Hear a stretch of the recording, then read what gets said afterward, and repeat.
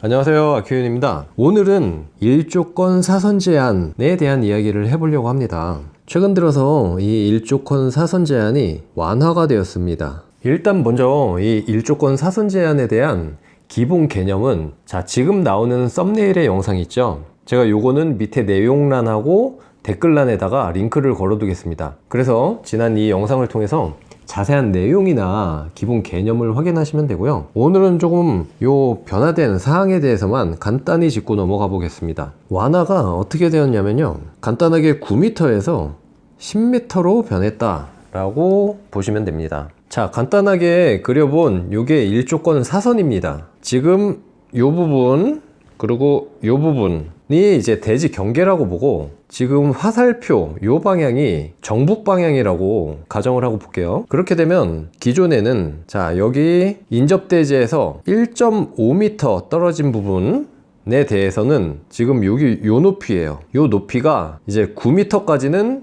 일자로 쭉 올라갈 수 있다. 쉽게 얘기하면 9m까지는 정북 방향의 대지 경계로부터 1.5m만 떨어뜨려라. 그리고 그 이상의 부분이 있죠. 이상의 부분은 대지 경계에서 그 해당 높이의 절반까지 떨어뜨려라. 그래서 쭉 올라와 가지고 만약에 여기가 12m다 그러면 12m까지 쭉 연장해서 지금 요 대지 경계에서 요 길이를 6m를 떨어뜨려라, 요 내용이 되겠죠. 자, 그걸 가정해서 이렇게 건물에 대한 그림을 한번 개략적으로 그려보면 이렇게 될 거예요. 보통 주거지역 안에서는 뭐 일조권 사선 제한도 지금처럼 있고요, 뭐 여러가지 주차 문제라든지 주차 대수, 그리고 또 6층이 넘어가면 그 스프링클러 시설이 들어가야 돼서 지하에 물탱크실부터 여러가지 설비 공간들이 많이 필요하고 제약이 있어서 보통은 이제 1층, 2층, 3층, 4층, 5층 안에서 끝나게 됩니다.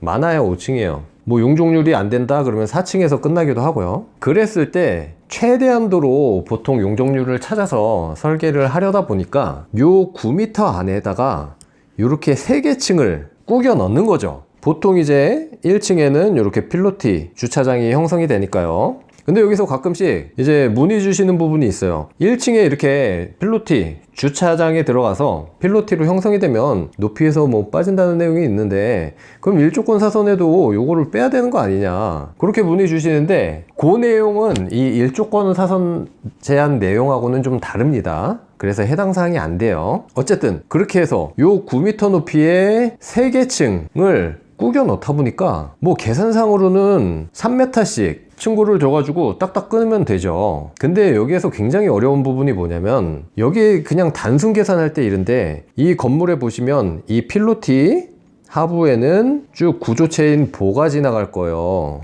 슬라브 하부로 보가 지나가고요, 또 여기 단열재도 이렇게 또 붙습니다. 보 하부로 단열재도 붙어야 돼요. 그렇죠? 그러다 보면은 이 주차 높이를 기본 우리 차로 2.3m 높이를 맞추기가 어려워요. 위에서 줄여야 되겠죠, 요걸 맞추려면. 그리고 요 부분도 마찬가지인데요, 요 부분도 외부 공간 방수를 위해서는 슬래브 다운도 어느 정도 시켜야 되고요. 그리고 여기도 마찬가지로 또 보가 있죠. 보는 이제 각 층 다 있지 않겠습니까? 근데 여기도 외부 공간이라 보 하부로 두꺼운 단열재가 붙습니다. 거의 뭐 180 이상씩 붙어요. 거기에다가 요 슬래브 위로는 무공 콘크리트부터 마감재가 들어가겠죠. 각종 마감재들. 그런 걸 다 하면 요런 3m라는 개념이 안 나와요. 이 천정, 실제로 안에서 쓰는 천정고는 굉장히 낮아진다 이거죠. 그렇기 때문에 이 완화의 취지는 요거를 좀 개선시켜주자 이거 같습니다. 그래서 요거를 10m, 요 9m를 10m로 변경시켜준다.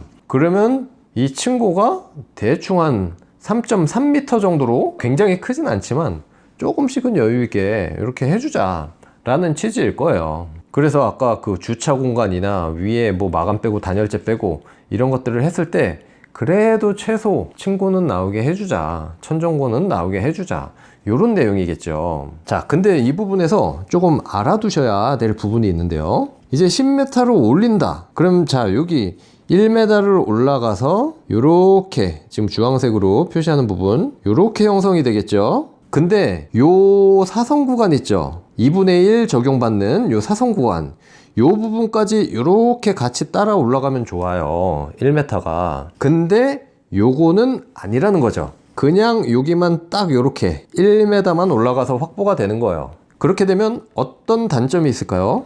보세요. 4층 바닥 높이를 그럼 10m에서 이렇게 맞췄다고 볼게요. 그럼 자, 4층이 기본 층고가 또 이렇게 똑같이 1m가 올라갈 거 아니에요? 그러면 4층 벽체는 여기까지 들어와야 된다는 겁니다. 물론 사선으로도 형성할 수 있겠지만 그게 그 내용입니다, 결국엔. 그러면 기존의 요만큼의 면적이 안으로 이제 줄어든다는 거죠. 그게 얼마나 줄어들까요? 1m씩 올라갔으니까 그의 절반 500, 그러니까 50cm가 줄은다고 보면 돼요. 그리고 또 그 다음 5층은 또 여기에서 500이 더 줄어가지고 이렇게 형성이 되겠죠. 5층 여기, 4층 여기, 요렇게. 그러면 기존의 파란색 요 건물 벽체보다 50cm씩 각 층이 줄어가지고 들어간다는 얘기죠. 요 1, 2, 3층은 층고가 늘어나서 좋았어요. 그렇지만 그 다음 층 4층부터는 안으로 벽체가 좁아질 수밖에 없다. 왜? 2분의 1 사선은 그대로이기 때문에. 바로 요 사선이죠. 그래서 잘 판단을 하셔야 된다는 겁니다. 과연 요 최소 C를 구성하기 위한 요 최소 치수가 어떻게 보면 50cm라 그러면 굉장히 큰 차이거든요. 만약에 그 층고가 더 높아진다 그러면 당연히 더 안으로 들어올 것이고요. 진짜 이제 사선을 제대로 받아서 땅이 너무 좁아가지고 이 최소폭이 막 한 겨우 4m 가까이 되는데 거기에서 50cm가 줄어가지고 3.5m 나온다. 그러면 이것도 굉장히 큽니다. 뭐 임대나 여러 가지 문제에 또 악영향을 줄 수도 있죠. 그렇다 그러면 이제 이 구간을 뭐 10m를 다 찾아먹는 게 아니라 한 9.34면 찾아먹고 최소화하고 이 부분을 난 살려야 되겠다, 그렇게 생각할 수도 있는 거죠. 어차피 건축 설계를 하다 보면 다 좋게 할 수는 없습니다. 무조건 건축은 제로섬이라 어느 한 곳이 좋아지면 어느 한 곳은 나빠지게 돼 있어요. 그래서 요거를 잘 좀 판단해 가지고 정해야 될 문제라고 생각을 합니다. 그리고 최근에 지난 일조권 영상에 그 한 분이 또 댓글 남겨주셨는데, 이 사선 구간에다가, 그러니까 옥상이라고 말씀을 하셨어요. 옥상에다가 플랜트 박스, 조경이죠. 조경을 설치하게 되면 그거 일조권 사선을 받냐 안 받냐, 이렇게 문의를 주셨는데, 그렇다면은 제가 생각할 때 요 부분 같습니다. 요 부분에다가 이렇게 플랜트 박스를 설치하면, 그래서 여기다 뭐 조경을 심겠죠. 나무를 심는데 요 사선이 이렇게 걸렸을 때 요거 괜찮냐, 요런 말씀 같거든요.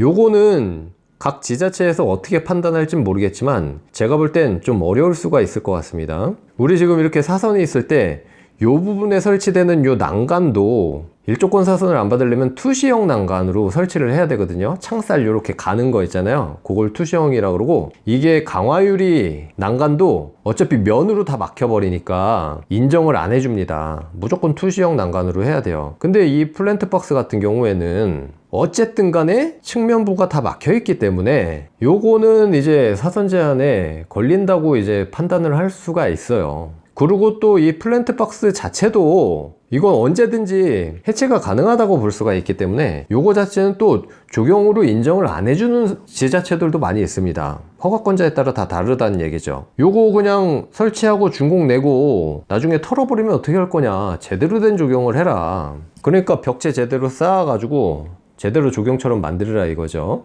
근데 어쨌든 간에 이 플랜트 박스가 지금 문의 주신 게 법적 조경인지는 모르겠어요. 당연히 이제 뭐 법적 조경이 아니다, 그냥 내가 조경용으로 그냥 미관상 놓는 것이다, 그러면야 준공이 난 다음에 뭐 플랜트 박스 조그만 거 몇 개 갖다 놓는 거는 문제가 안 되겠죠. 근데 이거를 내가 법적 조경이라 옥상에도 설치를 해야 돼서 하는 거다, 그러면 일단 플랜트 박스를 조경으로 인정을 해주는지도 좀 문의를 해봐야 될 것이며, 그렇다 그랬을 때 요 일조권 사선도 분명히 이제 걸릴 수가 있기 때문에 요것도 미리 사전에 문의를 해서, 아니면 그 건축사 분께 문의를 해서 이게 괜찮겠냐 확실히 좀 알아본 다음에 해야 될 것 같아요. 제가 볼 때는 요거 충분히 일조권 사선 제한에 걸린다고 판단할 수가 있다. 그리고 또 이런 것도 가끔씩 문제가 됩니다. 그 일조권 사선이 이렇게 돼 있어요. 근데 우리가 이렇게 지붕에서 보면 이렇게 난간 턱이 이렇게 올라옵니다. 그렇게 해서 하부에 뭐 보가 있고 이렇게 구조체가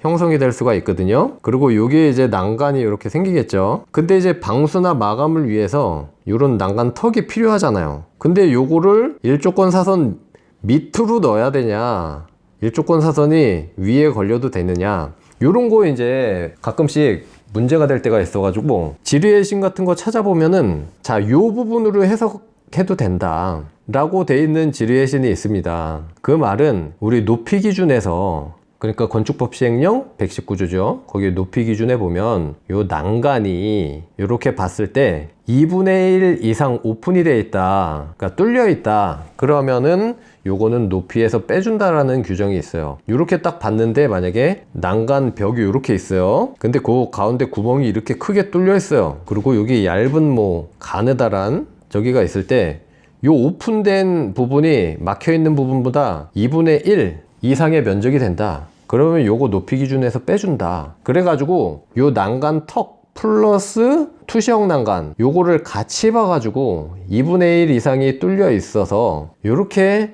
높이에서 제외해서 산정을 해라. 그렇지만 또 애매하게 허가권자 상의해라 라는 말이 있어요. 그래서 요 부분까지는 제가 볼 땐 충분히 허용이 됩니다. 툭 튀어나오는 거. 근데 이제 내부에서 바닥 마감이나 이런 것들이 요 사선을 넘어오면 안 되겠죠. 단순하게 요 난간 턱만 보는 겁니다. 자, 이렇게 해서 요 일조권 사선 제한이 9m에서 10m로 완화된 부분에 대해서 한번 이야기를 해봤습니다. 물론 이제 이런 법적인 부분은 굉장히 민감한 부분이고 제가 경험한 바에 의해서 설명을 드리는 거기 때문에 항상 중요한 거는 그 해당 지자체 건축가 허가권자 그 담당하고 먼저 이야기를 해 본 다음에 하는 것이 정확하니까요. 그런 부분들은 꼭 그렇게 체크를 한번 해보시고 넘어가면 좋을 것 같습니다.